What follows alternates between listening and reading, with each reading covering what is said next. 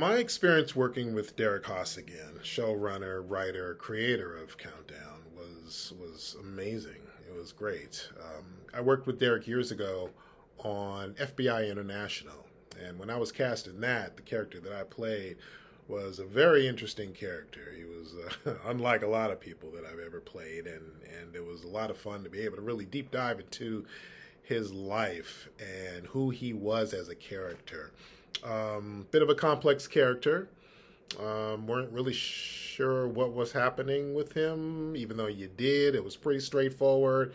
There was just a little quirkiness about him. So fast forward to Countdown, where you have Officer Tukes, who's just coming in hot, even in the first scene, and you're just like, what is this? Oh, who is this guy? What is he all about? And then leading into them trying to figure out what was going on with the car, what was going on with the killer, what happened, and somehow or another, Officer Tukes being potentially a suspect, per se. I mean, I guess he didn't really help his character by saying, hey, can you meet me at my house? Officer Tukes already came off as a little odd, but that's a testament to Derek's writing and his approach to characters, and it was just such a fun time as an actor working with Derek on this part, to create a memorable character and be able to play in another universe that Derek was very, very generous to bring me into. So I'm forever grateful, and I would work with Derek on any project because I always know, A, I'm going to have a great time on set, which I did, and B, I'm going to get some juicy, juicy stuff to work with and to really, really have fun creating characters, and just really being a part of the process, which as an actor, we all want to be in whatever way, shape, or form. So I love Derek, and I look forward to working with him again, hopefully in season 2. We'll see. Well, it was my first time making a show for a streamer, and so I was surprised at how supportive and willing to get down in the trenches the streamer was with. So Amazon Prime Video, they call it. We had a great executive, Eric Oberlin, his actually like two supervisors, Nick Pepper and Vernon Sanders. I don't know everyone's titles precisely, but they're all bigwigs at. They were like from day one, what do you need? How can we help? What can we get? Right, quick feedback on scripts. Quick, I just wasn't used to like how all the way through they were on top of it and wanted the same show that I wanted. That's not fair because Universal was like that with us. I just was surprised. I thought it was going to be a little more, wait, we don't want this, we don't want that. But from casting to the location, doing it in LA, to like big action sequences, they were fully supportive. The second thing that is not as much a surprise as you're just grateful is the cast chemistry. You hope for it. You're looking for it as you're trying to put the jigsaw puzzle together, when you're going to casting. But the truth is, you just don't know. Like, you don't know, is someone gonna be in a bad mood and this, have something going on in their personal lives that's gonna affect the professional life, or just be a troublemaker personality. What you're hoping for is that you get chemistry off camera that then translates to on camera. And the other thing you're hoping for is that like everybody's rowing in the same direction. Same thing with the streamer that I was talking about earlier, as opposed to like, oh, I thought this show was going to be this and now it's that. Also, like on this show, when you're doing an ensemble task force, there's sometimes that you're basically an extra in a scene with two other characters. And sometimes actors don't like to do that. And so they're not pulling for you. And then you're rewriting the scene so that, somebody can leave early because they're not happy with being at that never once happened on Countdown. I think they would have come in on days they weren't working just to hang out with each other, on set. It was such a great experience. So I don't know if that's a surprise. It's a nice surprise that happened. Again, I think, people. I remember having a conversation with Uli one day where he was like, what, like, do you really like doing all this dialogue? And I was like, it's one of my favorite parts about acting. Is learning lines. And he's very much the opposite. Uli is a real presence and can show so much with saying very, very little. And so it takes all kinds. And that's what's, I think, great about the show and great about this group of people is no one's stepping on anyone's toes and everyone's bringing a different sort of flavor and a different strength.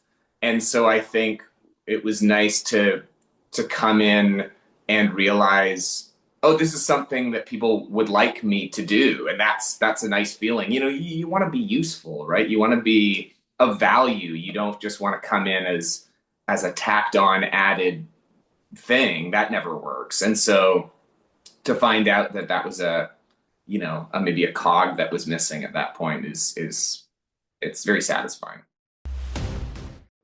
Officer Tukes, what would I like to see for the character in season 2?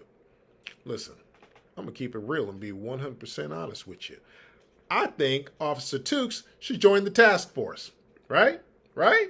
I think he would make a perfect addition. I think he would be the type of person that they need. Now, Tukes can come off as a little this, maybe a little that, but hey, nobody's perfect. Task force proves that, and I think I would fit right in. Maybe we might have a little quirky issues here and there. Maybe some of my approaches or my thought patterns may be a little, whatever to everybody there. But hey, listen, I think with what Officer Tukes proved in terms of what was happening with the car and his attention to detail, I think that says a lot about who he is as a person, who he is as an officer. And look, you thought he was a bad guy, or you thought it's possible he could have been a bad guy. He turned out to be a really good guy and a person who cares and a person who just wanted to help, which means that he just wants to help them in the task force, but he also wants to help people. And that's a testament to the whole task force because that's all they want to do and make the world, Los Angeles, a safer place. So I think Officer Tukes in season 2 would be a great addition to the task force. Talking about that, I think depending on what happens to Amber, I do think Meachum would be supercharged. He obviously cares for her beyond just being a member of his task force. So I think an enraged Meachum, losing control of his emotions in a lot of ways could manifest for sure in the first couple of episodes, depending on, it's already bad. So depending on how much worse it gets, we could see a side of Meachum that he suppresses, that we haven't seen before. Jensen was having the time of his life. He's like a kid in a candy shop whenever there's some fun extra event on set. The other thing that was funny, I'll give you a third one. This is like behind the scenes stuff is, so my producing director is a guy, Jonathan Brown, who I love and I'd done a bunch of FBI internationals with him in Budapest. We just hit it off, but now we're getting to spend every day with each other. And he likes pranks.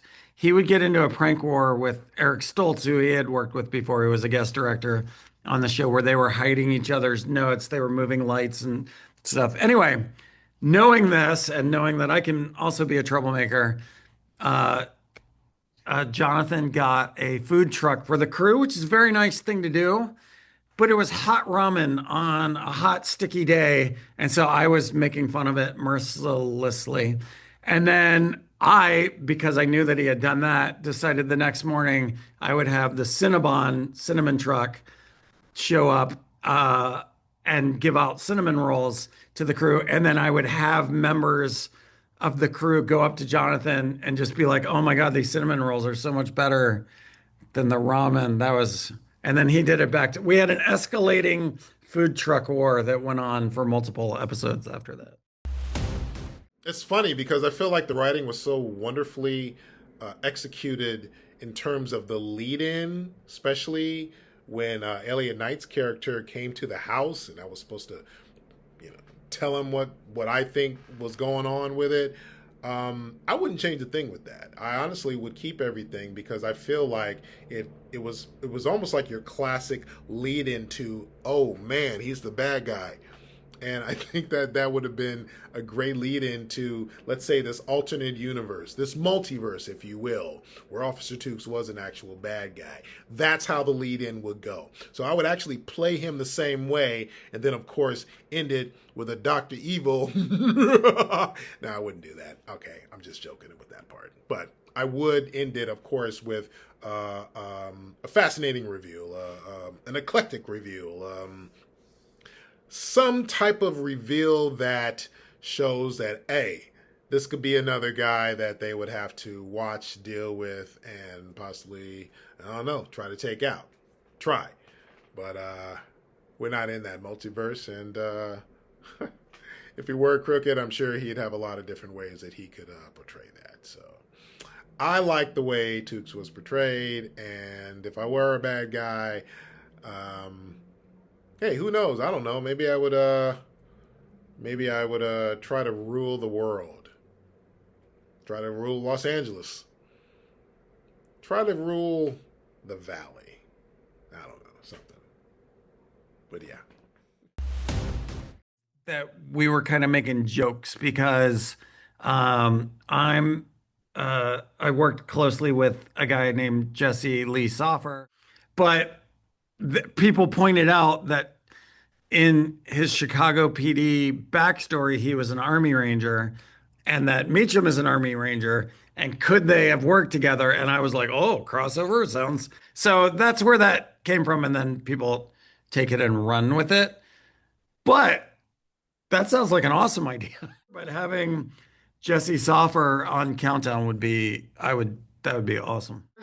Let me just tell you, the logistics of it are not promising because of, that's a character that Universal and NBC owns.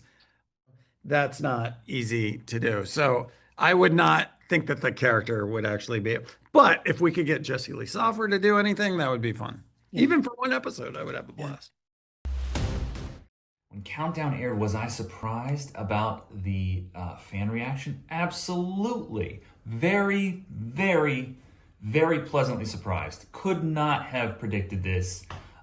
We have the absolute best fans. I've said it and I'll say it over and over again. You guys show up day in and day out, and it's really heartwarming to see everybody so into the show, enjoying it, wanting a season 2, and it's just a really great community as well, which you don't always get. So I have no words other than I am blown away in the best way possible. From working with Jensen, it's this stuff. All of this stuff is 100% reliant on the people who watch the show. And his engagement with fans, particularly of Supernatural, is it feels like sort of a no-brainer that we should all be doing this stuff. That we should be engaging as sort of heavily as possible with, whether it be fans or there's a great Brian Regan quote where he says musicians play instruments and like a comedian or a performer plays the audience, right? You're in symbiosis with the audience. And so, and that's something Jensen takes very seriously and is, I think, at least one of the many reasons he's as successful as he is. That's not without his involvement. He's at these conventions, on weekends when he's just worked all week. And again, I think that's there's a great there's another great quote I heard, that nerves are the respect you pay your audience. You know, that like that maybe being a little more tired is okay, because we get to do this because people watch. It's not in a vacuum, and that there's a certain amount of reciprocation that has to go on. Otherwise, what are we doing? You know.